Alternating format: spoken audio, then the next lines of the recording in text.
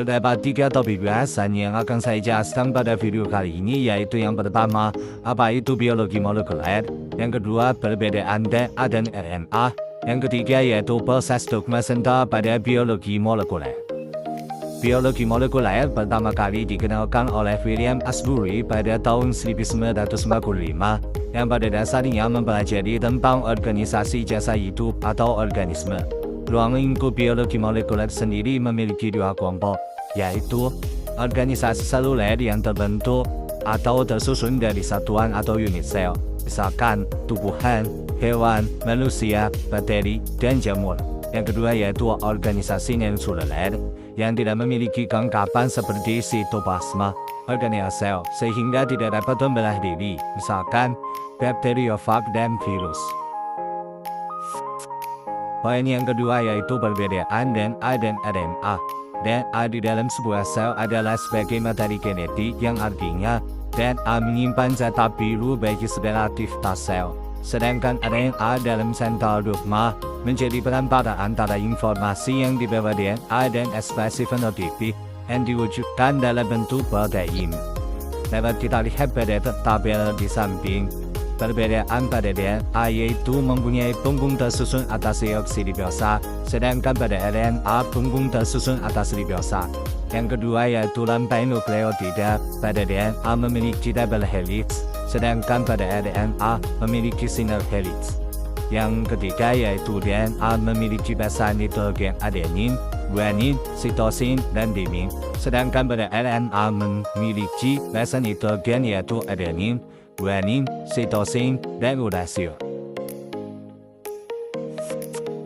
Topik yang ketiga yaitu mengenai dogma sentral biologi molekuler, yang dimana menjelaskan mengenai proses perubahan gen dari DNA menjadi RNA dan RNA menjadi protein.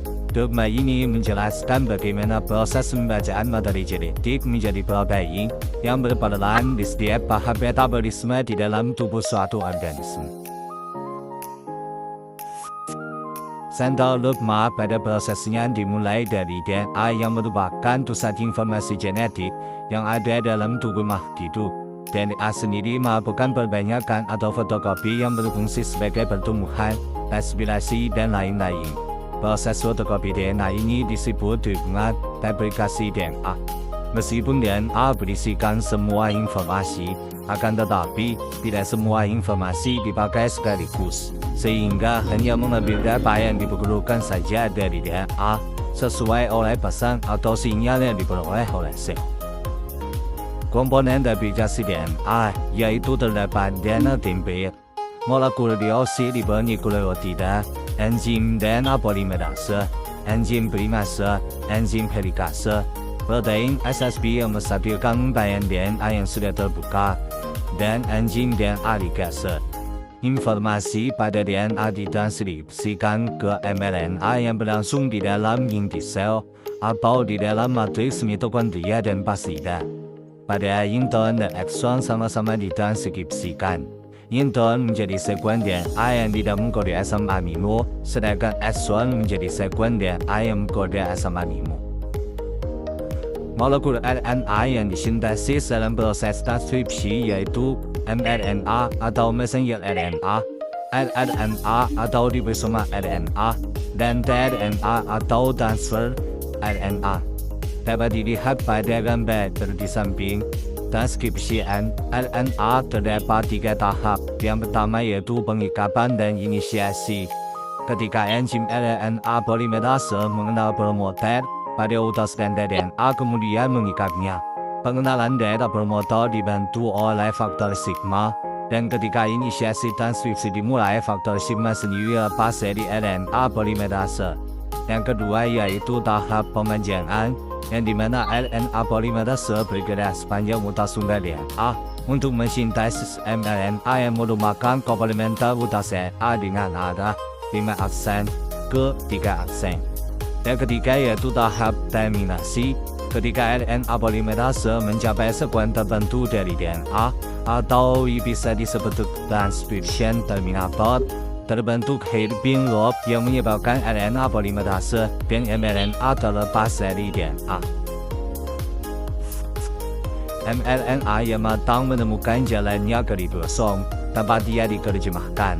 Dapat dilihat pada gambar di samping adalah proses translasi RNA, yang dimana berupa penerjemahan kodon atau urutan nukleotida, yang terdiri atas 3 nukleotida atau kodon triplek, berurutan yang menjadi suatu asam amino tertentu. Penerjemahan mRNA menjadi protein dilakukan pada 2 senyandi yang diapit oleh kodon awal, yaitu AUG, dan kodon akhir yaitu WAA, WAG, atau WGA, yang disebut dengan gen. Penyajian asam amino oleh kodon dibantu tRNA atau transfer RNA, yang membawa satu jenis asam amino sesuai dengan 3 urutan nukleotida, disebut antikodon. Antikodon mengikat diri secara komplementer pada kodon di RNA di dalam ribosom, sehingga tersusun atas rRNA protein.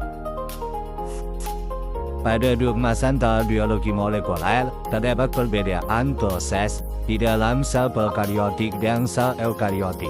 Dapat dilihat pada gambar di samping, yaitu dalam sel prokaryotik tidak memiliki kompartemen inti, yang dimana proses transkripsi dan translasi dapat dihubungkan bersama tanpa pemisahan yang jelas. Pada prokaryotik ini, transkripsi akan langsung menghasilkan mRNA. Sedangkan pada sel eukaryotik, tempat transkripsi terdapat pada inti sel, yang biasanya dipisahkan dari tempat translasinya, yaitu di sitoplasma.